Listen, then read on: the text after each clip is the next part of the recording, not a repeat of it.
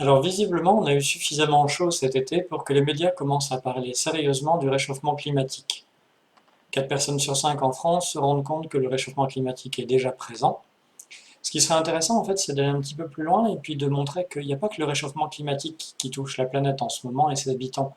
En fait, c'est juste un des paramètres parmi de nombreux paramètres qui montrent que le monde s'est emballé. Pour réaliser cette vidéo, je me suis inspiré d'une des conférences de 3 heures d'Arthur Keller.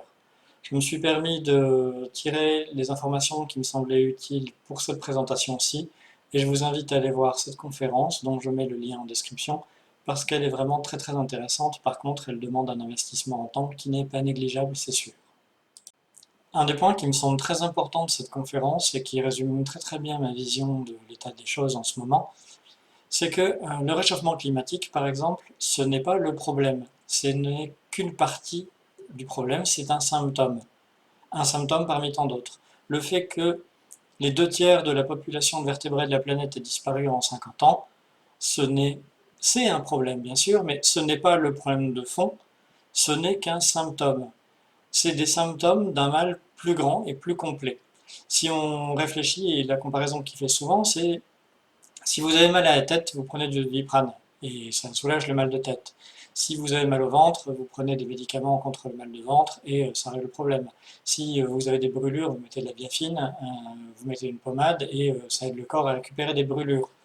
Si les brûlures, c'est le réchauffement climatique, que le mal de tête, c'est le fait que la société aille pas bien, si le mal de ventre, c'est le fait que l'exploitation minière commence à poser problème, et qu'on regarde les choses les uns séparément des autres, les unes séparément des autres, on se dit ok, on va trouver des solutions à chacun de ces points-là. On va donner du Doliprane et une pommade, etc. Par contre, si on prend du recul et qu'on se rend compte que ce ne sont que les symptômes d'un problème plus grave, genre un cancer, eh bien, on ne donne pas du paracétamol pour soigner un cancer. On met en place des solutions radicalement différentes. Et déjà, on arrête de reproduire ce qui pose le problème de fond. Et donc, dans cette vidéo-ci, je vais essayer de présenter à la fois les différents problèmes, les différents symptômes, à quoi on en est en 2022, mais aussi faire remarquer que ce ne sont que des résultants d'un système qui est dysfonctionnel. Ce schéma présente les limites planétaires. En gros, ce qu'on peut infliger à la nature avant de dépasser les bornes. Elle a été découpée en plusieurs catégories, comme par exemple la couche d'ozone, l'acidification des océans, l'utilisation de l'eau douce, le changement d'affectation des sols, le changement climatique. En vert, c'est quand on est dans les limites acceptables, et dès qu'on passe dans les oranges, rouges, c'est qu'on a dépassé les bornes. Si vous regardez bien, vous allez vous rendre compte qu'il y a plus de domaines dans lesquels on est encore dans les clous. Et parmi ceux-là, il y a 2 domaines qu'on n'a simplement pas les moyens de mesurer. Nous détaillerons vraisemblablement dans d'autres vidéos chacune de ces catégories, mais pour présenter succinctement les choses, le changement climatique, on se rend compte maintenant que c'est un problème. Les entités nouvelles, c'est tout ce qu'on introduit dans la planète, dans les écosystèmes qui n'a rien à y faire, comme par exemple des plastiques. Le N et le P, c'est les flux d'azote et de phosphore qui sont vitaux pour la planète, qui notamment sont énormément perturbés à cause de l'utilisation des engrais et de notre mode de vie. Le changement d'affectation des sols, c'est quand on déforeste massivement pour planter de quoi nourrir des vaches, qui vont nourrir des humains en grosse quantité. C'est quand on pollue des zones entières pour produire des minéraux et des minerais.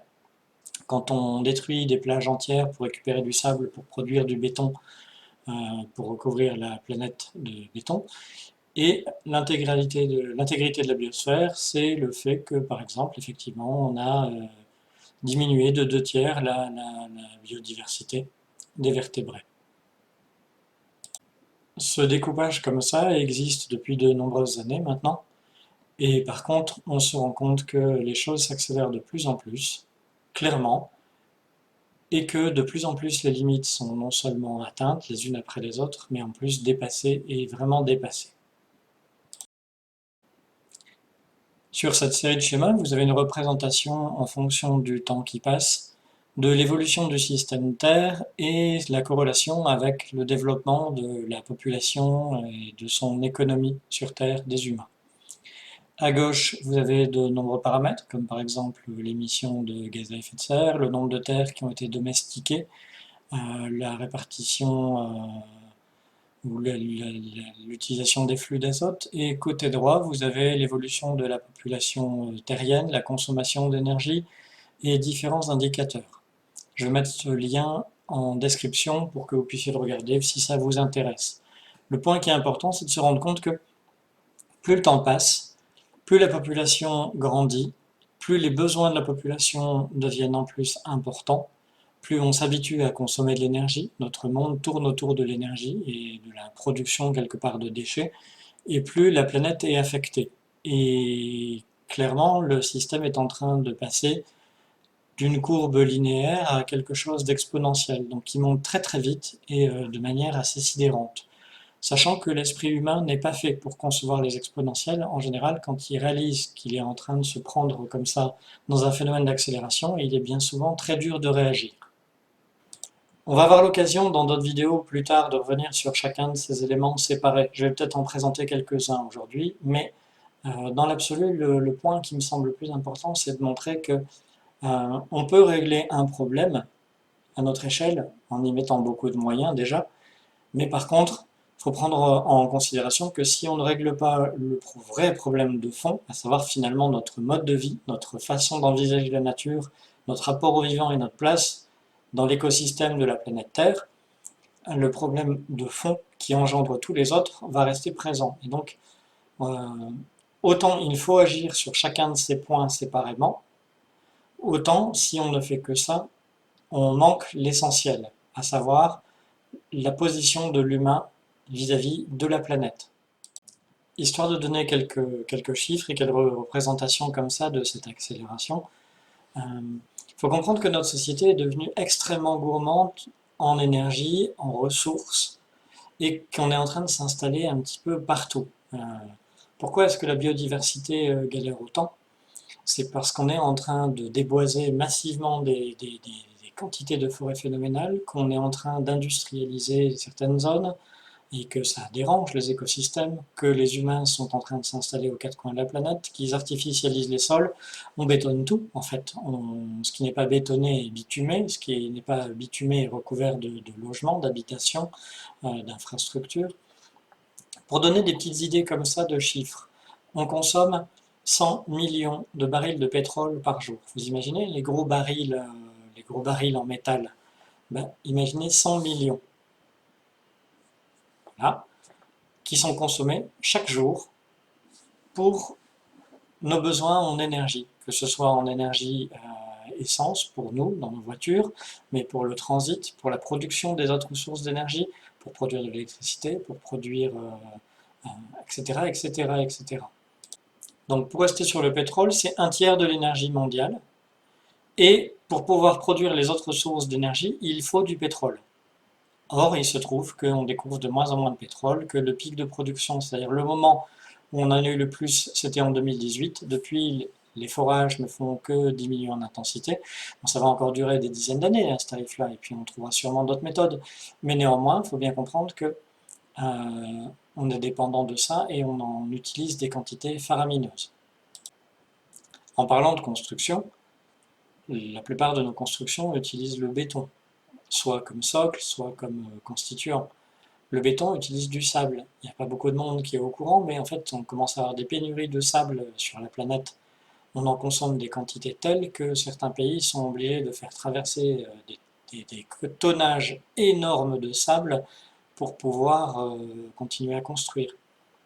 Pour donner des ordres d'idées comme ça, en 3 ans, la Chine consomme plus de sable pour ses constructions en béton que les États-Unis sur tout le siècle précédent. Vous vous rendez compte un peu ce que ça fait tous les 3 ans, parce que la courbe n'est pas en train de diminuer. Donc c'est énorme comme quantité. Dans un autre domaine d'exploitation des ressources minérales, les métaux. On manque de plus en plus de cuivre, ça devient complexe d'en trouver. Et la production de véhicules électriques et le rêve des véhicules électriques fait que si on continue comme ça, il va en falloir 20 fois plus dans les prochaines années. 20 fois plus d'une production qui est déjà à bout. et qui est produite dans des pays qui ne sont pas forcément hyper stables et qui ont besoin de faire un choix pour savoir s'ils vont utiliser l'eau pour nourrir les populations ou pour continuer à forer. Ce qui amène au point suivant, l'eau. L'eau, c'est un des dossiers assez cruciaux de la planète. C'est vital pour nous, on en dépend pour tout également, que ce soit pour nous en termes de consommation, mais aussi pour les industries, pour la production d'énergie. La production d'énergie, c'est ce qui permet d'avoir chaud l'hiver et de se rafraîchir l'été, de se déplacer. Donc on en a besoin pour tout. Et on est particulièrement dépendant de l'eau douce. Alors, je ne sais pas si vous savez, mais les glaciers fondent à des vitesses incroyables. Le pôle Nord et le pôle Sud ont des épisodes de chaleur qui font que ils fondent beaucoup plus vite que ce qui était prévu. Qu'à l'heure actuelle, avec le réchauffement climatique actuel, si on arrêtait complètement les émissions de CO2 et qu'on était parfait à ce niveau-là, la plupart des réserves d'Alaska, de Sibérie et tout ça, de toute façon, fondraient quand même. Donc on a déjà passé le point de non-retour à ce niveau-là. Je vous mettrai quelques vidéos comme ça sur la thématique de l'eau. Mais il faut savoir aussi qu'on n'est pas du tout prêt à affronter les épisodes de sécheresse, comme par exemple on commence à voir cette année beaucoup plus, ou au contraire les énormes inondations qui risquent de se produire à chaque fois que d'un seul coup, toute l'eau qui est en suspension dans l'atmosphère risque de se contracter, ce qui donne aussi des pluies torrentielles et des déluges assez phénoménaux. Il y a des zones de la planète qui sont en train de s'assécher, il y a des zones qui sont en train de subir régulièrement au contraire des tempêtes, et ces phénomènes s'accélèrent de plus en plus chaque année, et on n'est pas forcément prêt non plus. Là par exemple cet été en Chine, le Yangtze a été quasiment asséché. C'est l'un des plus gros fleuves de la planète, et il y a des centaines de millions de personnes qui dépendent de ce fleuve pour recevoir de l'eau. Ce qui amène au point suivant, c'est qu'en fait une partie de l'eau qui jusque-là pouvait couler tranquillement dans les rivières et dans les fleuves, retourne trop vite à la mer ou est trop vite transformée en vapeur d'eau qui va se promener dans l'atmosphère. Et la vapeur d'eau, c'est un gaz à effet de serre. Un gaz à effet de serre un petit peu particulier parce que à la fois il contribue à augmenter les températures à certains moments, mais également il peut forcer le refroidissement dans d'autres circonstances. Donc je ne vais pas entrer dans les détails là-dessus.